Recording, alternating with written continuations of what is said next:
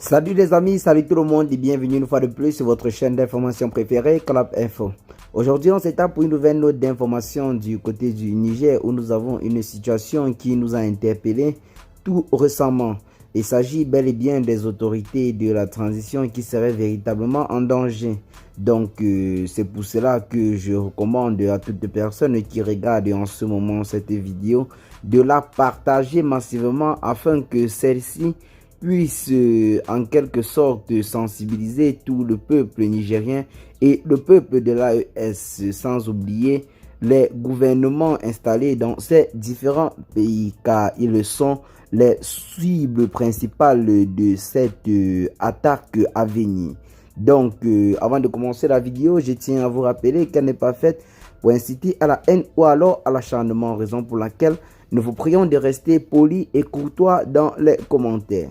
Donc, nous allons prendre un document qui nous est paru en ce jour, nous faisant savoir que le Niger est véritablement en danger, notamment avec des groupes rebelles qui exigent la fin du régime militaire et le rétablissement de l'ancien président Mohamed Bazoum, faute de quoi ils vont passer à l'action militairement contre les autorités installées du côté du Niger.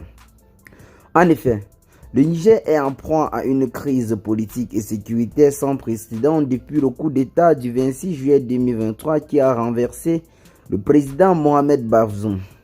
Alors que le pays tente de se stabiliser sous un régime militaire, des groupes rebelles ont pris les armes dans le nord du pays, exigeant le retour à l'ordre constitutionnel. L'un des principaux acteurs de cette rébellion est Rissa Akboula, ancien chef rebelle, devenu ministre conseiller en sécurité du président déchu. Akboula, avec plusieurs autres groupes armés, milite pour la restauration du gouvernement civil et le rétablissement de Mohamed Bazoum à la présidence.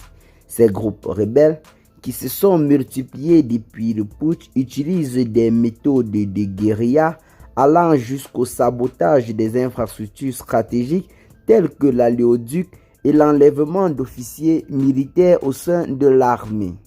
Les actions posent un défi majeur au Conseil national pour la sauvegarde de la patrie, en abrégé CNSP, l'organe militaire au pouvoir actuellement dans le pays. Les autorités actuelles, soutenues par une partie de la société civile, estiment que ces groupes sont manipulés par des puissances étrangères cherchant à déstabiliser le pays après l'échec de la CEDEAO, la communauté économique des États de l'Afrique de l'Ouest, a rétabli l'ordre constitutionnel par la diplomatie. Donc, pour ceux qui ne le savent pas, depuis la création de l'AES constituée du Mali, du Niger et du Burkina Faso, ceux-ci se sont en quelque sorte fait beaucoup d'énergie sur la scène internationale, notamment la CEDEAO qui jusqu'à présent réclame leur retour au sein de la dite institution. Mais l'AES a clairement en quelque sorte clarifié sa position et a affirmé que la décision était irréversible. Donc l'AES est maintenant là et c'est véritablement en train d'être pour le peuple du Sahel un véritable salut.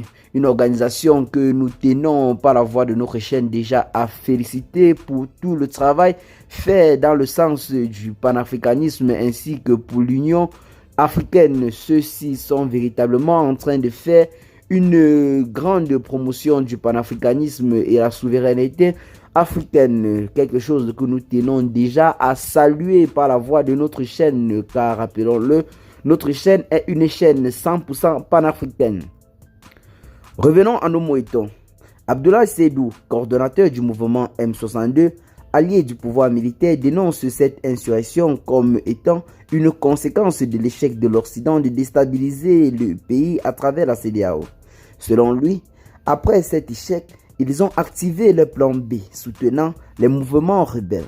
Donc, c'est véritablement ce qui est en train de s'observer dans plusieurs pays de l'AES. Ce n'est pas seulement du côté du Niger. Rappelons que tout récemment, du côté du Mali, nous avons des diplomates, ou alors le diplomate ukrainien du côté du Sénégal, qui, après une attaque contre les forces de l'ordre maliennes, a fait clairement savoir sur la page de l'ambassade de l'Ukraine au Sénégal que son pays a clairement aidé ces rebelles-là et a fourni des renseignements à ces derniers afin que ceux-ci réussissent leur opération machiavélique contre les forces de l'ordre maliennes.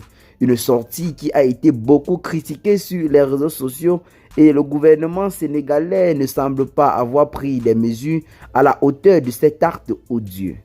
De ce côté, Bana Ibrahim, leader du Front patriotique pour la souveraineté, soutient que le CNSP ne doit pas céder face à ces groupes armés. Pour lui, il s'agit de groupes armés politiques qui n'ont pas de légitimité de rébellion passée. La création de ces fronts se présume à quelques individus avec des revendications politiques pour la restauration de l'ancien président Mohamed Bazoum.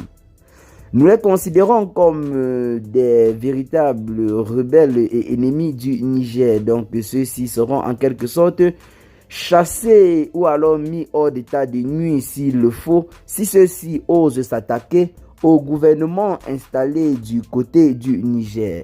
Telle est en quelque sorte la position très claire et très ferme des autorités de la transition.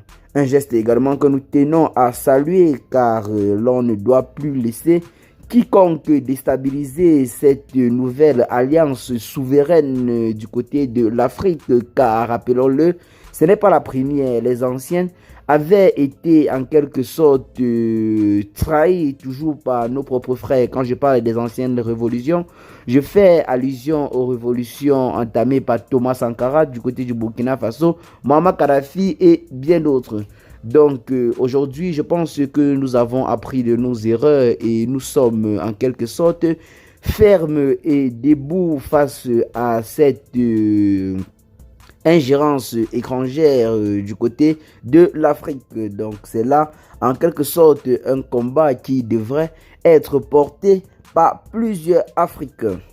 Eh bien les amis, pendant ce temps, Mohamed Bazoum est toujours détenu par les militaires. Il refuse de reconnaître la légitimité du nouveau régime et continue à se déclarer président en exercice du Niger. Le pays, qui a déjà connu plusieurs coups d'État depuis son indépendance en 1960, se retrouve pour la première fois confronté à une situation où des groupes armés se forment pour exiger la réintégration d'un président renversé. Eh bien les amis, c'est là l'information que nous avons pour aujourd'hui. Qu'est-ce que vous en pensez? Partagez massivement à vos amis si vous l'avez trouvé intéressant. Partagez massivement également pour que cela puisse sensibiliser davantage tout le peuple de l'AES. Eh bien les amis, qu'est-ce que vous en pensez? Partagez massivement la vidéo et à très bientôt pour de nouvelles notes d'informations. Ciao les gars.